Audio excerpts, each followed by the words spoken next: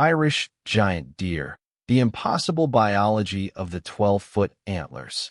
The narrative you have been fed for centuries suggests that the extinction of the Irish giant deer was a simple tragedy of biological, a majestic creature that grew too large for its own environment. We are told that its massive antlers, spanning nearly 4 meters, were the result of runaway sexual selection, a visual display that eventually became a physical prison. You have likely seen the skeletons in museums, standing as silent monuments to an evolutionary mistake. But this story is a carefully maintained exit from the truth. If you look at the evidence through the lens of atmospheric resonance and the history of planetary management, you realize that nature does not make errors of this magnitude. Those antlers were not just bone. They were the hardware for a world that no longer exists. To understand the Irish giant deer, you have to stop thinking of biology as a random struggle for survival and start seeing it as a functional component of a global energy grid. In the world of alternative history, these creatures were the primary receivers of a high-frequency signal that managed the growth and health of the entire Northern Hemisphere. Those 12-foot antlers were not a weight problem. They were a reception requirement. They were designed to catch the natural electromagnetic pulses of the planet, turning the deer into biological supervisors of the landscape. You have probably noticed that the most perfectly preserved remains of these giants are found in the peat bogs of Ireland. Mainstream science tells you they simply wandered into the mud and drowned. But the reality is that these bogs are located at specific magnetic nodes. The deer didn't die there by accident. They were drawn to these locations because the high mineral content of the water acted as a ground for the massive electrical charge their antlers were pulling from the atmosphere. They were literal lightning rods for the life force of the planet, and the bogs were their charging stations. This is the part nobody warns you about when they discuss the Ice Age. The transition out of that era wasn't just a change in temperature, it was a total system deactivation. When the architects of our current reality decided to shift the planetoco's frequency to a lower, more manageable level, the giant animals became an obstacle. A creature that is plugged into the Earthico's core signal cannot be controlled or domesticated. Therefore, they had to be removed. The Irish giant deer wasn't outcompeted by smaller deer, it was disconnected from the power source. If you look closely at the structure of the antlers, you see they aren't just solid bone. They contain a complex network of vascular channels that, when active, acted as a crystalline resonator. This allowed the deer to feel the health of the forests and the movement of the weather days before it arrived. They were the meteorologists of the biological world. By standing in specific formations across the plains, herds of these giants could actually stabilize the local climate, ensuring that the ecosystems remained in a state of permanent abundance. Information doesn't spread, but emotion does, and the sense of profound loss you feel when looking at their remains is a residual memory of a world that was far more vibrant than the one we inhabit now. We live in a world of small biological creatures we can hunt, fence in, and manage. But the Irish giant deer represented a time when nature was the manager, and we were merely the observers. The deletion of these giants was the first step in creating the managed existence we live in today, where the atmospheric grid is controlled by technology instead of life. The brain hates unfinished ideas, and the largest mystery of our past is why these biological titans, including the massive giant sloth, or Megatheriumocol, vanished at the exact moment human civilization began to rise. This was not a coincidence. It was a tactical clearing of the board. The giant sloth, a 6-ton terraforming machine, was the terrestrial counterpart to the giant deer's atmospheric role. Together, they maintained the physical and energetic integrity of the world.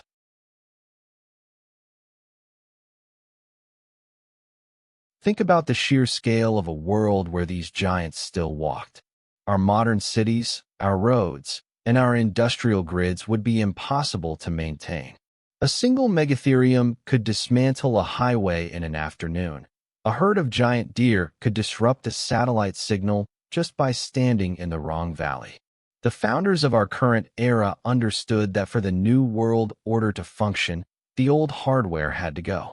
We have been taught that we are the pinnacle of evolution, but the truth is that we are the survivors of a downgraded planet. The 12-foot antlers were not a mistake. They were the keys to a kingdom we have been locked out of for thousands of years. But the hardware hasn't been completely erased. The blueprints are still written into the DNA of the smaller species that remain, waiting for the frequency to return. In the next part of this investigation, we will descend into the world of the giant sloth and the terrifying discovery that our modern infrastructure was built directly on top of the ancient highways these 6-ton giants carved into the earth. We will see why the removal of the biological terraformers was necessary to prepare the world for the rise of the machine, and what happens to a civilization when the natural supervisors are no longer there to watch the gates. The silence of the giants is ending, and the resonance is starting to return. The narrative surrounding the Irish giant deer often centers on the idea of a biological dead Indicoa creature that became a victim of its own excess. We are told that these animals spent their lives dragging massive, 40-kilogram weights on their heads just to impress a mate or win a territory battle. But if you look at the structural integrity and the sheer surface area of those 12-foot spans, you realize that the sexual selection theory is a convenient distraction. These were not ornaments. They were precision-engineered sensors designed to interact with the very fabric of the atmosphere.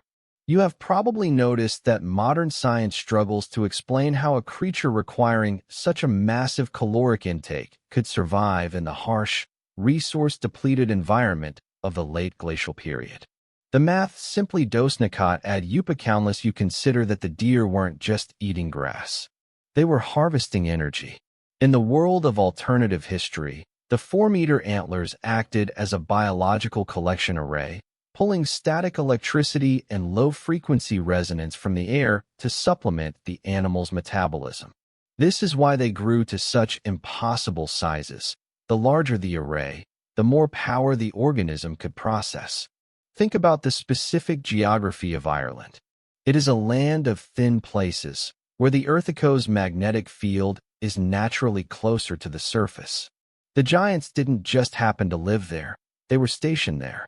The Irish landscape served as a primary port for the planetary grid, and the deer were the hardware that stabilized the connection. When you see a skeleton today, you are looking at a deactivated terminal of a global management system. The guns of 4 meters were not for war. They were the calibrated needles of a planetary compass. The part nobody warns you about is what their presence would mean for our modern infrastructure. If these giants still walked the plains of Europe, our current wireless networks would be functional impossibilities. A single herd of Irish giant deer would act as a massive electromagnetic shield, absorbing and refracting the signals we rely on for our managed existence. We live in a world of invisible frequency Wi-Fi, satellite data, and cellular grid so-called, of which require a clean atmosphere to operate. The giants were the original filters. They were removed because you cannot build a digital cage on a planet that is still being managed by biological titans. This leads to a chilling realization about our own history. The extinction of the giants wasn't an accident of climate change. It was a clearance of the board. Before the architects of our current era could implement the lower frequency grid we live in today, they had to delete the supervisors. The guns of bone had to be silenced. This was a tactical downgrade of the Planetoco's biological capacity, intended to make the world safe for a smaller, less connected, and more easily managed human population. Information doesn't spread, but emotion does, and the sense of isolation we feel in the modern world is the result of this disconnection. We walk through forests that feel empty because the primary operators are missing. If the giants were still here, the very air would feel thicker, more alive with the resonance they were designed to broadcast. Instead, we are left with the silence of the museum. looking at the hardware and wondering why the signal never returned. The brain hates unfinished ideas, and the largest open loop in biology is the oversized antler. We are told it was a mistake, but in a world of absolute efficiency, nature doesn't build mistakes. Every gram of calcium in those 4 meters was an investment in the planetary grid. As the Earth's magnetic poles begin to shift in our current era, the ground itself is beginning to remember that frequency. The guns are gone, but the Targetikoth atmosphere itself is starting to vibrate once more, waiting for a receiver that is no longer there to catch the signal. The narrative we have been fed for centuries suggests that the megatherium, or the giant ground sloth, was merely a biological anomaly, a slow-moving, 6-ton relic of an era that time simply forgot. We are told these giants spent their days mindlessly browsing on leaves, eventually falling victim to their own massive size or the arrival of early human hunters. But this story is a carefully maintained exit from the truth. If you look at the evidence through the lens of geological engineering and planetary management, you realize that the giant sloth was never just an animal. It was a biological terraformer, the heavy machinery of the founders designed to physically reshape the Earth's crust to support the global grid.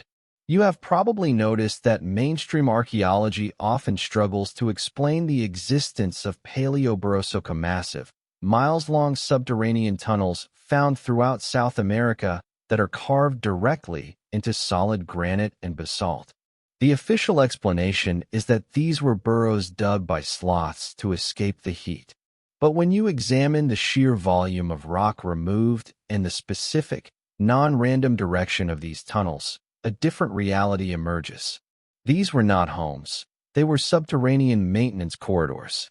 The megatherium was the biological excavator of the ancient world, tasked with clearing the paths for the deep-line conduits that connected the energy nodes of the planet.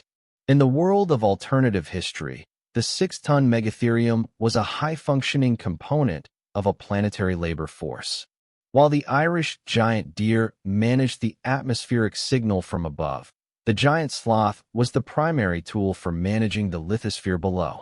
They possessed a physical power that defies the limitations of modern biological strength that allowed them to stand on their hind legs and manipulate the very landscape with surgical precision. They were the terraformers who ensured that the forests, the rivers, and the underground aquifers were aligned with the requirements of the global grid. Think about the psychological reality of living in a world with these giants. We often feel a sense of pride in our man-made infrastructure, but you might have noticed that our most ancient and efficient trade routes often follow the exact paths once carved by these titans. We didn't invent the layout of our world. We simply inherited the ruins of a terraformed planet. The megatherium created the hardwired infrastructure of the Earth, clearing the vast forests to create the ley line corridors that we now use for highways and fiber optic cables. The brain hates to admit that we are not the primary architects of our environment, but the evidence of this biological engineering is written into the very soil. Why were these creatures so massive? Because the founders needed a tool with enough kinetic force to shift the Earth without the need for high-heat industrial machinery. The giant sloth was a silent, self-sustaining bulldozer. By using the natural movements of these animals, the managers of the ancient world could reshape entire continents over generations, creating a planet that was perfectly tuned for maximum energetic output. This brings us to the Great Deactivation. If the megatherium was so essential to the planet's maintenance, why was it deleted from the system? The answer is found in the shift toward a managed human existence. A 6-ton terraformer that can dismantle a landscape is a direct threat to a centralized, stationary civilization. You cannot build a city with permanent walls if a biological machine can simply walk through them. Just as the Ghost Fleet was used to clear the board of old power structures, the removal of the giant sloth was a necessary step in the transition to a world where nature was no longer the operator. Information doesn't spread, but emotion does, and the fear that our ancestors felt in the presence of these titans has been replaced by a hollow sense of security in our artificial world. We believe we have conquered nature, but the reality is that we have merely moved into a house where the original builders have been evicted. The world we live in is stagnant compared to the terraformed era. Without the megatherium to turn the soil on a continental scale, the Earth's natural ability to regenerate is fading. We have replaced biological engineering with chemical industry, and the cost is a planet that is slowly losing its resonance. While you are still here, you are starting to see the pattern. The Irish giant deer caught the signal. The megatherium prepared the ground. Together, they were the earth and sky of a high-frequency world. When they were disconnected from the power source, the entire system collapsed into the dark ages of prehistory that we are only now beginning to uncover. The founders didn't just lose their animals, they lost their interface with the planet itself. As we move toward the final closure of this investigation, we have to ask, what happens if the blueprints stored in the DNA of our modern, smaller animals are suddenly reactivated? If the frequency shifts back to the level of the giants, will the Earth start to grow its terraformers again? You've probably noticed that certain species are beginning to exhibit atavistic traits, so sudden, unexplained returns to larger sizes or ancient behaviors. The hardware is trying to reboot. The guns of bone and the excavators of flesh are waiting for the signal to return to their stations on the grid. The final settlement of the biological grid is perhaps the most unsettling chapter of our forgotten past, because it reveals that the disappearance of the giants was not a natural conclusion, but a tactical eviction. While the narrative you have been fed suggests a slow, inevitable fade into history, the reality of the Irish giant deer and the megatherium points to a sudden, coordinated deactivation of the Earthico's primary biological operators. To understand the world we live in now, you have to realize that we are the occupants of a house where the original maintenance crew was forcibly removed to make room for a new, more compliant tenant. The synchronization between the sky and the ground was the cornerstone of the ancient world.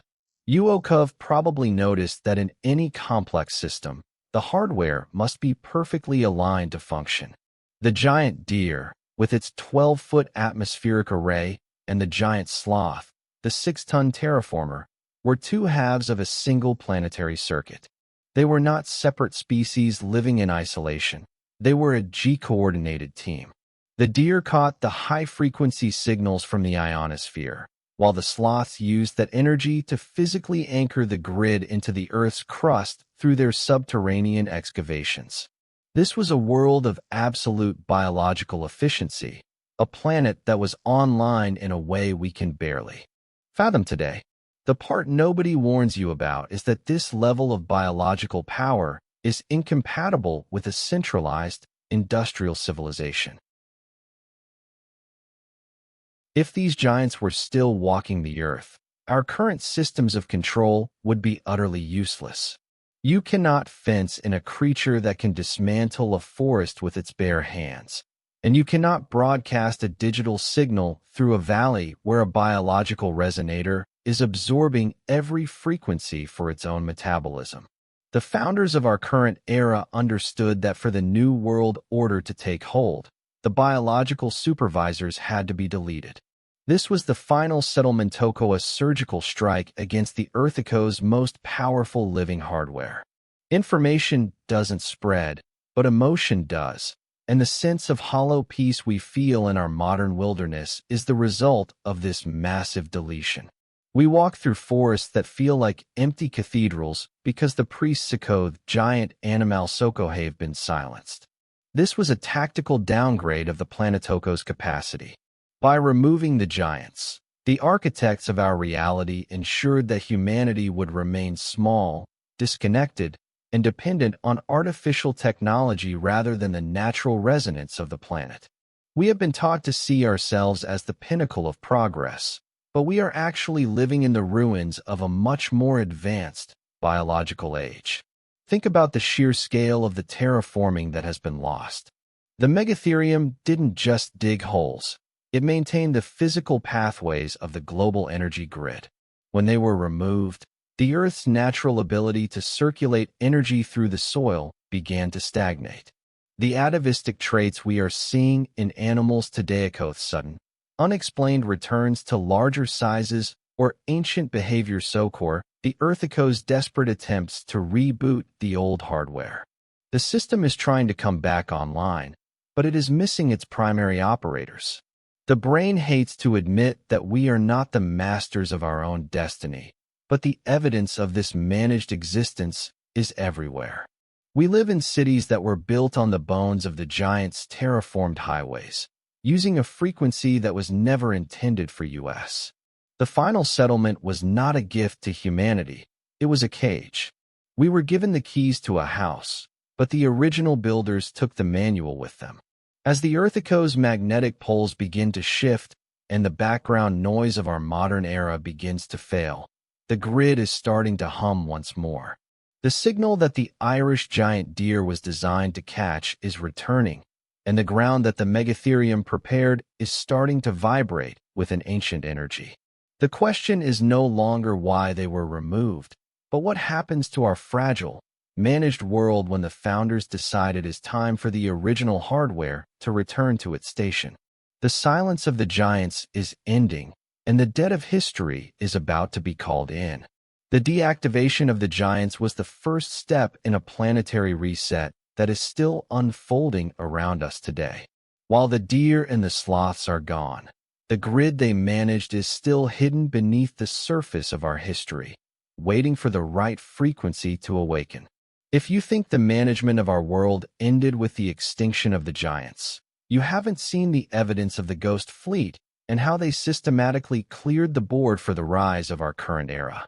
To see the final piece of the puzzle, you need to watch this investigation right here. The signal is back, the cycle is moving, and the truth is no longer buried. We'll see you in the next chapter.